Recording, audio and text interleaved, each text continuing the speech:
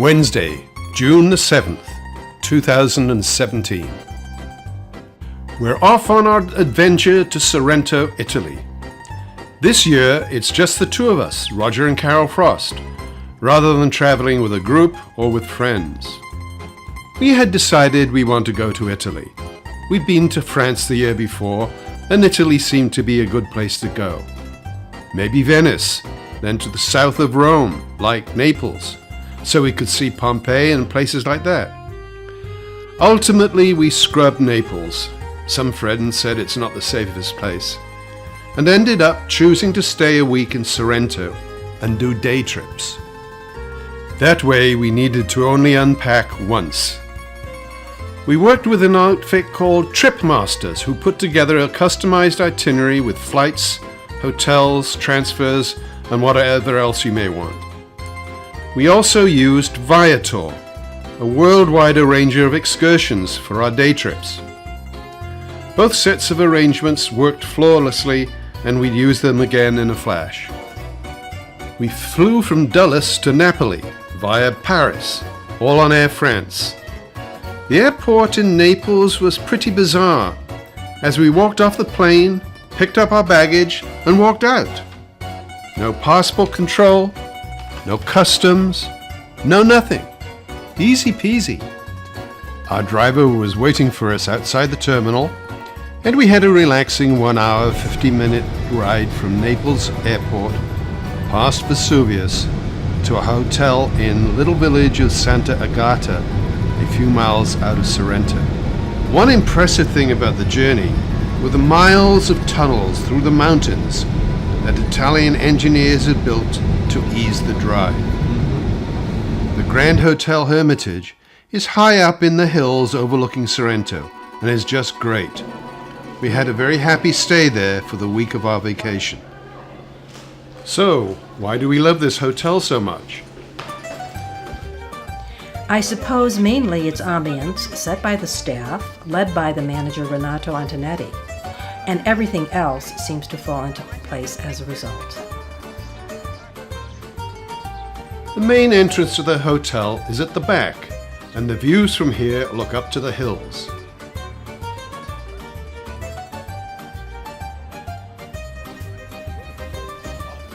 On the other side of the building, the rooms look over the Bay of Naples, with Sorrento down below and the volcano Vesuvius brooding in the background.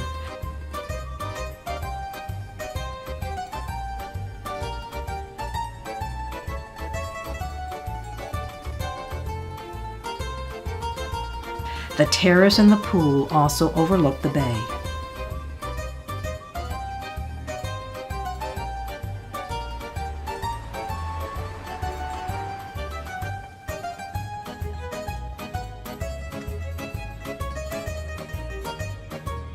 The guest rooms are comfortable, and most have spectacular views from their balconies.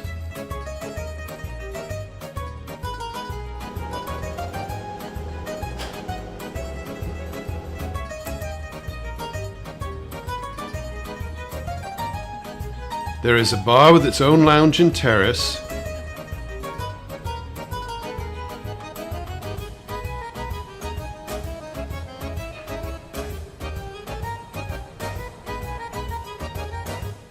and a large, welcoming dining room. And the food is great.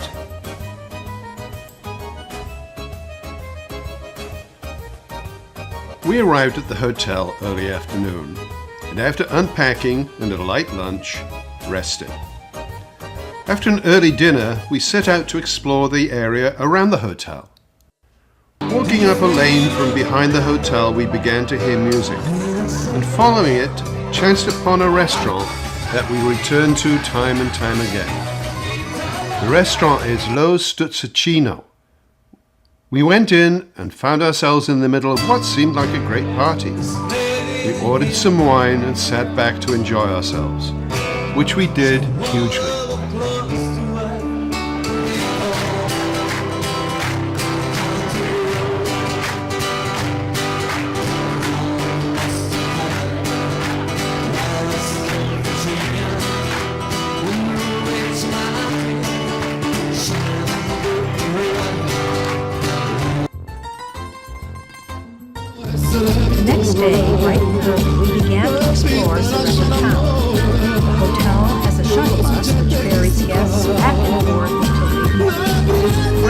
driver loudly plays a selection of Italian songs on the bus's sound system and sings along. The narrow road, the singing, and the apparent speed makes it an exciting ride. Sorrento sits atop some towering cliffs overlooking the Bay of Naples. This gives the opportunity for some spectacular views, which we enjoyed several times on the terrace of a bar and restaurant, unusually called the Foreigners Club. It was founded in 1932 and now sits in rented space in a municipal building right on the cliff's edge. We had a couple of lunches here and one dinner. Food and service, mediocre, but made up for by the views, especially at sunset. There was a settlement here as long ago as 600 BC. The old current town streets are narrow and windy and full of tourist shops. Yes, we succumbed and bought some touristy stuff. There we were, quietly wandering toward the center of town and looking over a wall adjacent to the sidewalk, and very close to where we were heading was this most amazing sight. A deep, very deep gorge, at the bottom of which were these ruins covered with lush vegetation. Later research revealed that they were remains of an old flour mill used for making pasta and also a sawmill. They were powered by water streaming down the twin gorges. The original mill was built in the 900s, yes, the 900s, and finally abandoned in the late 1800s when the square we were heading to was built. So we continued to wend our way through the town and found a couple of cliff-top parks where we drank in the views.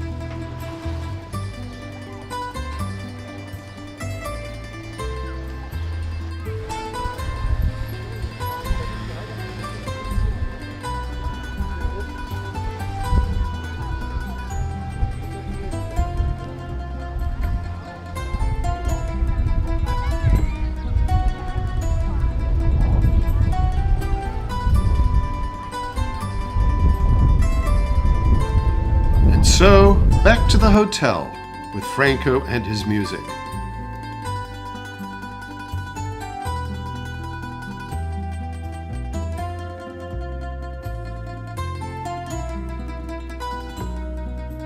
Then, a freshen up and off to our new favorite restaurant, Lo Stuzzacino.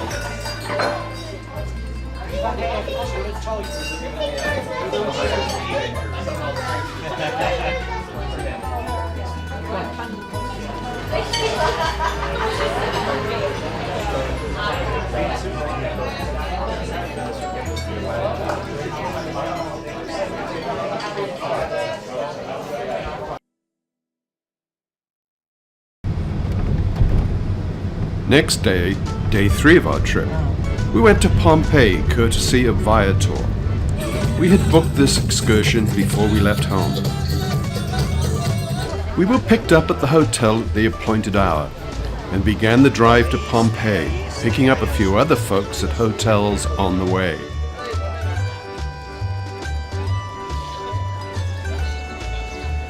After about an hour and a quarter, we arrived at Pompeii. We met up with our guide, who was fabulous. She also knew everything about the ruins. Pompeii and several other nearby towns was destroyed on August the 24th, 79 AD by a sudden violent explosion of Vesuvius.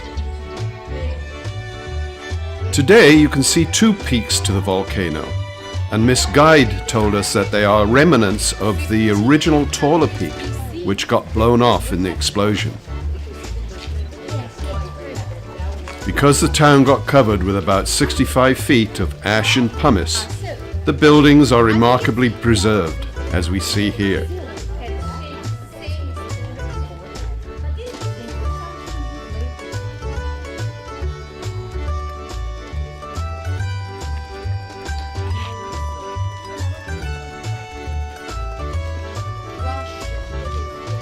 We do have British, and we also have somebody else from the very first thing that they knew to do without even washing their hands, it was adding something to it. The Roman breakfast, it was like a brunch. They could have also had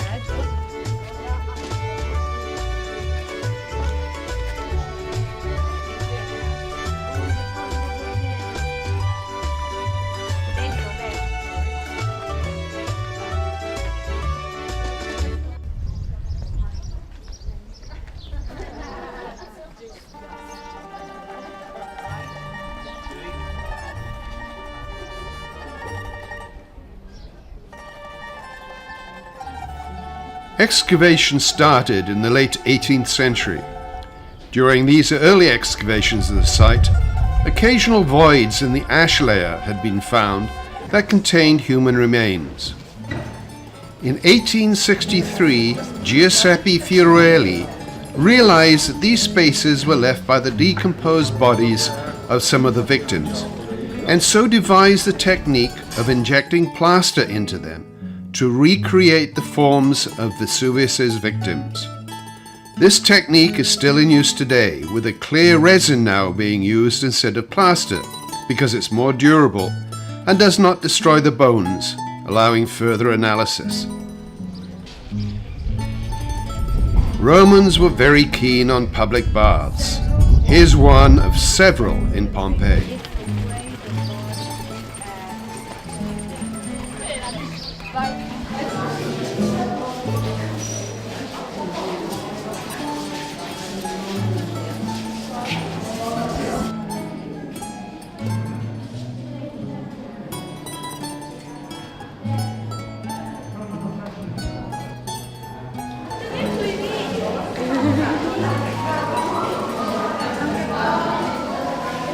it's pretty cool.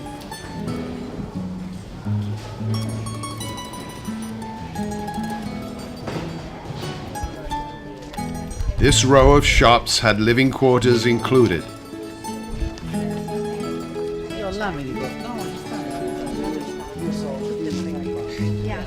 Pompeii was a thriving port town.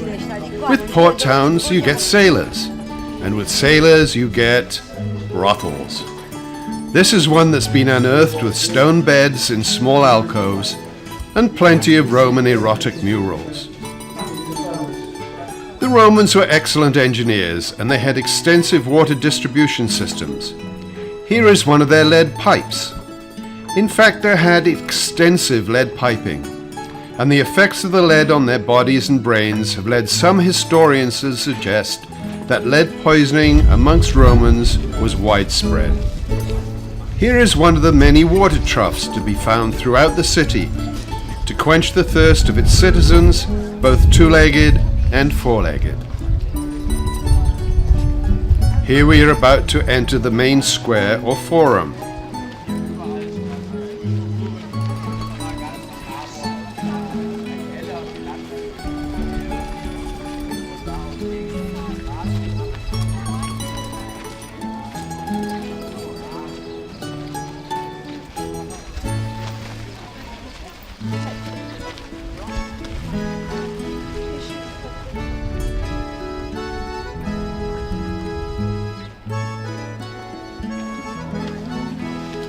One of the many store areas with some of the recovered artifacts.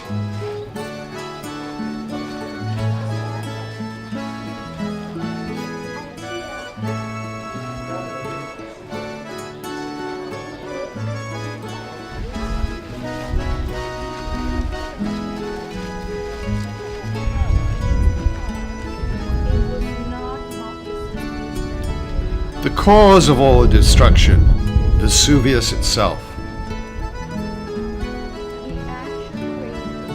On the way back to the parking lot, the bus, and then the hotel.